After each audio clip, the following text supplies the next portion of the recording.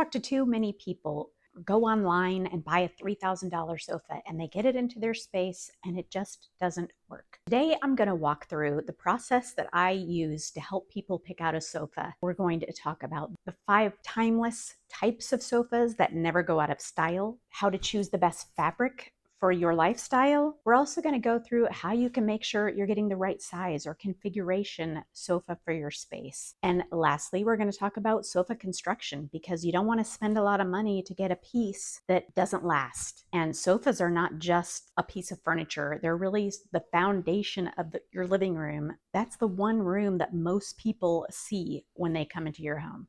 They don't always see your bedroom, but they do see your living room. That's why we're going to go into sofas in depth. Let's talk about the big 5 styles of sofas. And there are more than 5, but these are the main ones: traditional, modern, mid-century modern, Chesterfield, and tuxedo. So first, let's take a look at some traditional sofas. Many of them have a rolled arm. They can either be skirted or have a wood leg, and they can have pillows or a tight back. Modern sofas typically have a more straight lines, a lower profile, and exposed legs. Mid-century modern couches almost always have an exposed leg, but they also have very minimalist style to them, and it's usually a squared shape. Chesterfield sofas are very luxurious feeling. There's often a tufted back and sometimes a tufted seat. And the last one is tuxedo, and this one gets its name because it's very minimalist, clean, square style, and the upholstery is often very tight fitting. There are a million different sofa styles, but I think if you are looking for a sofa that can stand the test of time, I would stick to one of these main styles because it's unlikely that it's going to go out. I didn't include sectionals because you can get a sectional in every kind of style. And I have an unpopular opinion that you shouldn't get a sectional unless you're going to live in the place that you're buying it for more than 4 or 5 years, because they often do not move well with you to a new space. Now let's talk about the fabric for your sofa. And there are 2 main categories. There are natural fibers and synthetic fibers. So natural fibers are things like cotton and linen, and synthetic fibers are things like polyester and olefin and nylon. When you shop for sofas, you're going to start seeing the term performance fabric a lot, and that often means that there's a synthetic fabric that's been used, sometimes with a natural fiber, to make it more durable and stain resistant. For example, you'll sometimes see chenille, which can be made from a weave of polyester and cotton. There's also velvet sofas, which velvet traditionally was made from silk. Most of the velvets now are made of a synthetic material. So how do you choose whether to get a natural fiber or a performance fabric? You need to think about lifestyle issues. And I think one common misconception is that natural fibers do not perform well. They can be cleaned just like synthetic fibers, especially if you have a slipcover. But if you have a lot of pets or children, sometimes a performance fabric can be better suited to your lifestyle. So now let's talk about solid versus pattern. And I really like to make the argument for a solid colored sofa. And that doesn't mean that I don't like pattern. I do, but I like to use it on smaller pieces, like an upholstered chair or a bunch of pillows, because we tend to get tired of pattern faster than we get tired of the solid color. And these things are less expensive to switch out over time if you get sick of your striped couch. So now let's talk about slipcovers. Slipcovers used to be thought of as something that only belonged in a shabby chic kind of style. But that is not the case anymore. There are now slip-covered sofas in almost every style.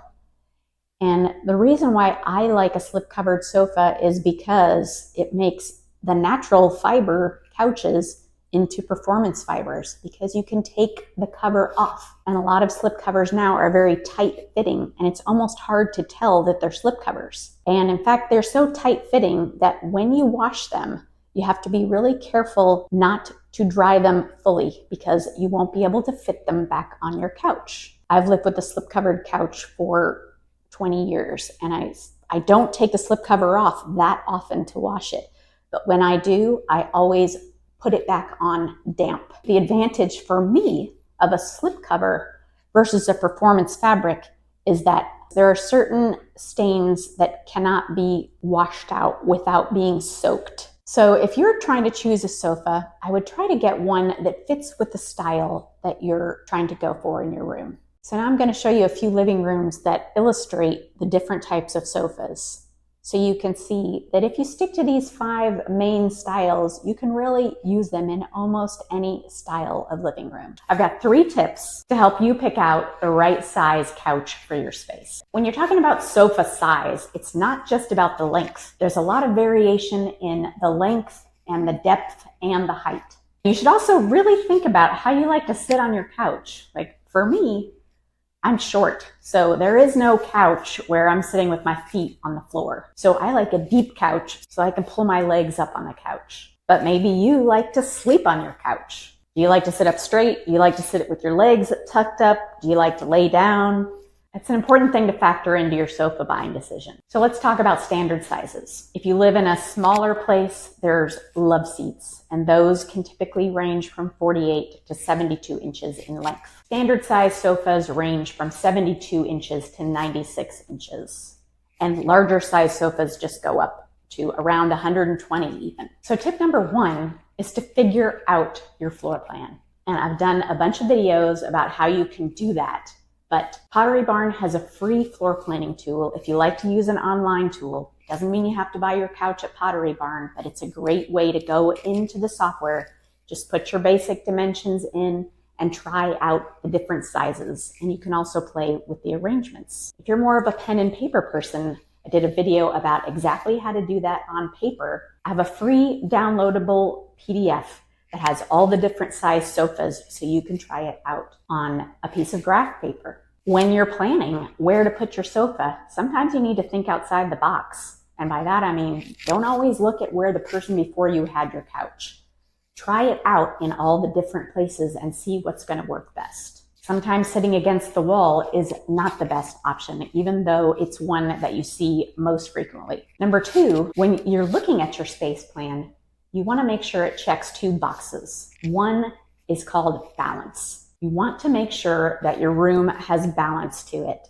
And here's an example of what balance looks like and an example of what it looks like when your furniture is not balanced. And you want to make sure your floor plan checks the box of, can I get around the room? You need to allow for travel paths. The rule of thumb is 3 feet if there's a travel path through your living room. So you don't want to feel like your sofa is getting in the way of the travel path. Number 3 is to consider how many people are going to be sitting on your couch before you buy it. Because if you get a couch that has 1 bench seat, it's more likely that more people can sit on it because nobody wants to sit in a crack. So think about the number of cushions you get on your couch and try to match that with the number of people that you want to sit on it. 2 cushions, probably not more than 2 people are going to sit on it. I've had a lot of people ask me about how to pick a sofa if they have a great room or a very large living area. And the best way to pick a sofa if you have a large living area is to pretend like you don't. Pretend like the area is separated into different seating areas. You want to try to define the seating areas, and the absolute easiest way to do that is with a rug. So if you pick out a rug for your great room and get a sofa that fits that rug, that is the easiest way to do it. The reason I don't like to use sectionals as often as a regular sofa is because sectionals are often really specifically sized to a room. So if you're planning on living in your home or your apartment for many years, go for getting a sofa sectional. But if you're thinking, I might move in the next 4 or 5 years, I don't recommend getting a sectional because they often don't fit when you move.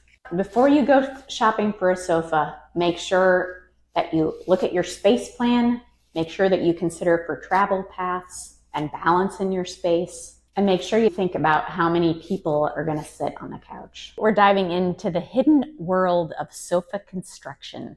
Have you ever wondered why some sofas last for decades and others just a few years? The secret lies in what you can't see in the sofa. In the next few minutes, we're going to talk about the 3 elements of sofa construction, and that is the frame, the suspension, and the cushion construction, and what you should look for when you're buying a sofa to make sure you get one that's going to be worth the money. Start with the backbone of a great sofa, which is the frame. You can think of it as the skeleton that gives your sofa its shape. The material of the frame can make a big difference in the longevity of your sofa. I'm going to go in order from the best to the worst. Starting off with kiln dried wood, which is the creme de la creme. And the reason why is because it's been dried so that all of the moisture is removed. So why that matters to you is that it prevents the wood from warping. The second best choice is a hardwood. So even without being dried, hardwoods do make durable frames. The third option is softwoods. They're more affordable, but less durable. And the bottom rung is engineered woods. And there are a lot of different words you might see for engineered woods. Plywood, particle board, MDF. These are all forms of engineered wood. And engineered woods are the least expensive and also the least durable. So when you're choosing a frame, remember that a sofa is only as strong as its weakest point. So now that we talked about sofa frames, let's talk about what gives the sofa its bounce, and that's the suspension. There are four main types of suspension. The gold standard is the 8-way hand-tied spring system. And the reason this is the gold standard is because there is a lot of manual labor involved. Next up are the steel springs, also known as the sinuous S-shaped spring. These are less expensive but still provide good support. The next step down is a lattice web. And the lattice is made of interwoven elastic bands. So this is a really budget-friendly option, but it can sag over time. And the bottom level is the drop-in unit of springs. It's a pre-made spring system that you just drop in. So this one is used a lot because it's easy to install. So remember, the frame works hand in hand with the suspension. So now let's talk about the third thing, which is the cushion construction. And most high-end sofas have some element of down. It's either a foam cushion wrapped in down or an all-down cushion. So before you rush out and buy that cloud sofa with the all-down cushion, let me warn you that an all-down cushion requires a lot of fluffing over time. Rather than getting an all-down cushion, I would choose a foam cushion with a down wrapping because it's still really comfortable, but it doesn't require all of the upkeep. But there are a lot of cushions that don't have any down component, and that's fine. It's just a lesser expensive option of cushion. Now let's look at a few of the popular sofas out there and what they say about the construction, because sometimes it can be kind of hard to determine it. Sometimes you can get clues from the types of warranties though that they offer. Let's start by talking about IKEA, and there's a popular hill tarp couch. When you look at the construction of this couch, you're going to see a combination of hardwood, engineered wood. It's really hard to tell what is made of what. So there are different parts of the sofa that are made of different kinds of wood. And all they say for the suspension is that it is made of steel and the cushions are foam. So while this sofa doesn't have the most high-end construction, IKEA does offer a 10-year warranty. So you kind of have to weigh the cost. If you want a sofa with the top-of-the-line construction, you're going to pay a lot for it, but it's going to last. So you have to weigh that in your buying decision. Now let's look at one more, Crate and Barrel, the Willow sofa. This one, the frame is made of kiln-dried wood. So that's the top of the ladder in terms of frame materials. The suspension is pocket springs. So if you want to know the construction of your sofa before you buy it, you definitely have to do a little bit of digging. And I suggest reading all the reviews, see if people have experienced a lot of sagging. Because it is such a big investment piece, sometimes it can make sense to make sure you're getting something that can stand the test of time and the right style and material. If you have something you'd like to see a video about, be sure to leave a comment.